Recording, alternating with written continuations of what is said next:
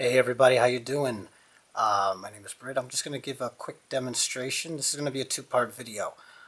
This one being part one is just going to be mostly speech. So if you want to hear the actual playing and the differences of this block, go into part two. You can do this right now. Okay, for those who are staying, as I said, this is going to be a demonstration. I'm just going to be explaining the differences between the KGC block and the Callaham block. Okay, this was the Callaham block that originally came with my 2006 American Standard.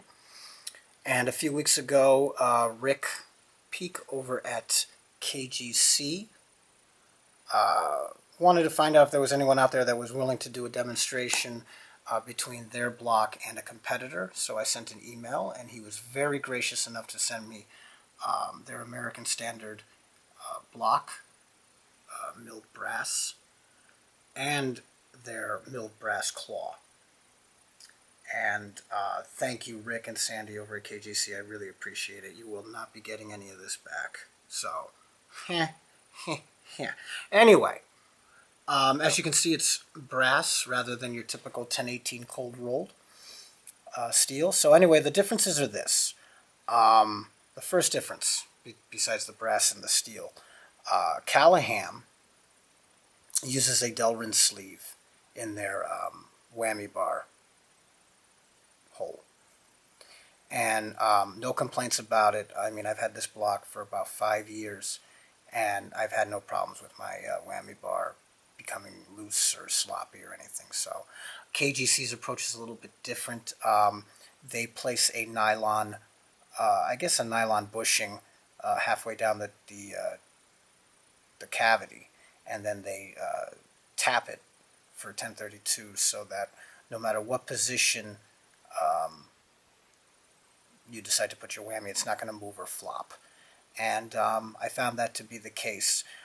This demo is a couple weeks old because I was going through all the different types of arrangements, whether it be this block with this claw and the brass screws, or the steel screws, this block with this claw and their screws.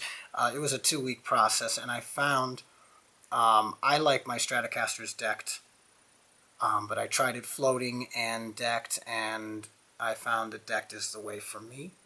And I found out use their brass screws. If you use their claw, use the brass screws that it come with if you plan to deck, or if you have a 6-point. He includes the stainless steel 1 3/4 inch screws if you need to go deeper.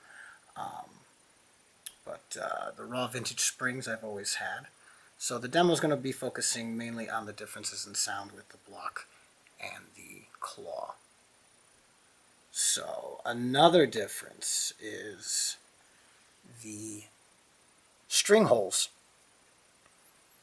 Callaham drills them, and the ball ends will end up becoming very flush. Will end up flush with the actual back of the block. As you can see with the KGC, see if I can get closer here without zooming out here. As you can see, theirs are drilled about twice as deep. So it does add for a slinkier feel.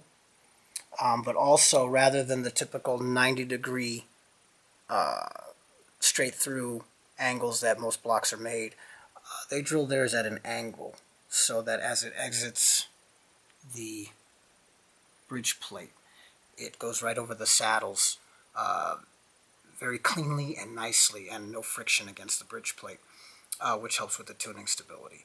But I keep mine decked, so I'm pretty much happy with the way it is.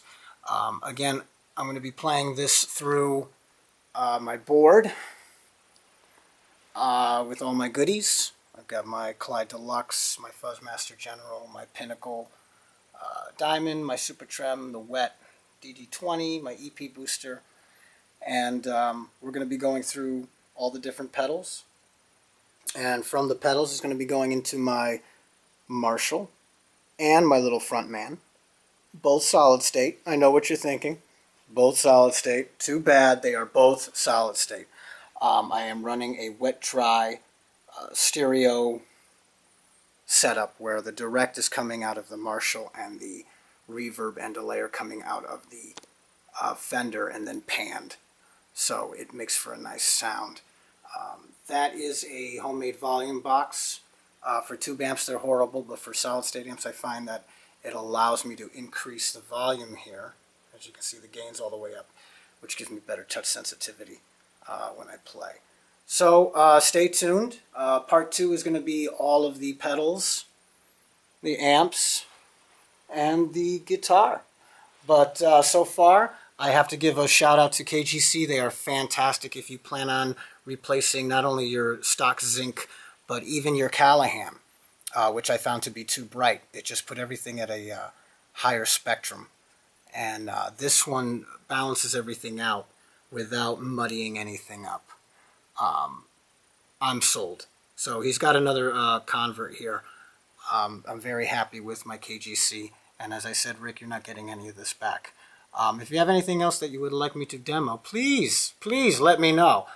I could definitely try that Mega Mass plate and those titanium saddles, but I'm pretty much happy for right now. Again, thanks for watching, and I'll see you in part 2. Take care.